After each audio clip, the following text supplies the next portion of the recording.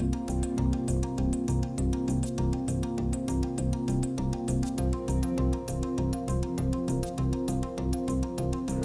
rise. Madison County Circuit Court is now in session. Honorable Judge Gordon Webb presiding. Go ahead and be seated, please. Court will start the docket call with the, this is Baxter County case 2015-233, State of Arkansas versus Carolyn Hanson. Ma'am, have you, can you hear the court? Yeah. Okay. And if you'd speak up, please. That answers my question. Court's making the appointment of the Public Defender's Office to represent Ms. Hanson on the charge of possession of a controlled substance, methamphetamine, and possession of drug paraphernalia, both Class D felonies. How does the defendant now plead? Your Honor, Ms. Hanson enters a plea of not guilty to both charges. Plea of not guilty is noted. Your Honor, as the court will note, we were only appointed this morning in Ms. Hanson's case. I'm taking from her gestures on the screen that there might be a possibility of a plea this afternoon. We may want to bring her back over this afternoon. All right. Let's Court's bring her noting back. the plea of not guilty. We'll set her down for reappearance this afternoon. Yes, thank you, Judge. 2015-235, State of Arkansas versus Andrew Morris. Court's making the appointment of the Public Defender's Office to represent Mr. Morris. This is for arraignment on charges of possession of a controlled substance, methamphetamine, Class D felony, possession of drug paraphernalia, separate Class D felony, charged as an habitual offender. Your Honor, to all those charges, Mr. Morris enters a plea of not guilty.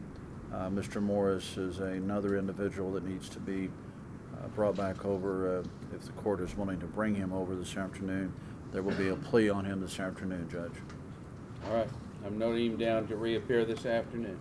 2015-246, State of Arkansas versus James Lally. Have you made application to the Public Defender's Office? No, sir. Okay.